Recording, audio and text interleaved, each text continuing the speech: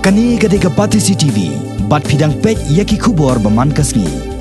Kanongkrem Youth Development Association ke badai ke wei ke kenhuan ke bapet ya ke bha kamian om tang jong ki samla ke thai nongkrem henrei haki wei pat ki benta jong ke jela ha ka arpu wei terek unai tung kala rakhi ya ke jingdap arpnyo Snem nadu pelaseng ya ka Snem khat khandai spa khandai pho ha ka ni ngi Kanongkrem Youth Development Association kala Pynkup Burom ru ya ke samla Idarikor Warshong ke badai na kersnong nongkrem ke balawan ha ke kerdan baar jong ke merit list ha ka exam SSLC jong ka embos arajar khatnyo na ka school Eriben Presbyterian Secondary School ringkat ka percentage ka balakot kandai pusau 0.1% ya kini jingelang bandra ke dap arpenyo Snem ka NYDA la pelong ha Youth Cultural Center kam Village Community Hall Nongkrem Village ukongsan ublawan banyudon lang ha kini gesngi ulong uba Frederick Roy Kharkangor IS ubadairu Commissioner and Secretary Government of Meghalaya ha ka jingadon lang usiem ka hima khairem u Dr Balajit Singh Siem kidekhot ka Nongkrem Youth Development Association uba bahalang lingdo ubadairu Chairman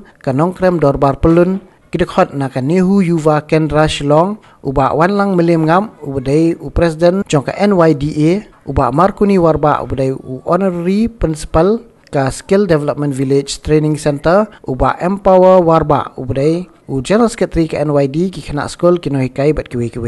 nathai kalong ki ka ba sponsorong bat ki ka muthilong muda nuksa ni lapong kita idong buta musa uba symbolize ya ki arti ki je ka jinshai ka jinkrmen but Kajindon jong seng kum jong pi kawana bisha ya de jinsha ke bade jinkrmen but ka kudong yeke kawala balnom what is possible teng hagi nongna preng jing jige kumo awni samla ibaridor dan ba mona preng bon ki struggles ni jige kon teng bila kon disappointed Laban semua laban sesuai ini. Abadon company keseng ke NYDA ke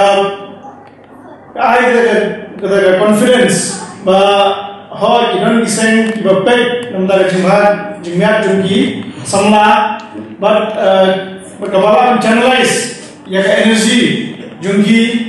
ya gibut jumki ya talent jumki berkabalan mana ya ke value addition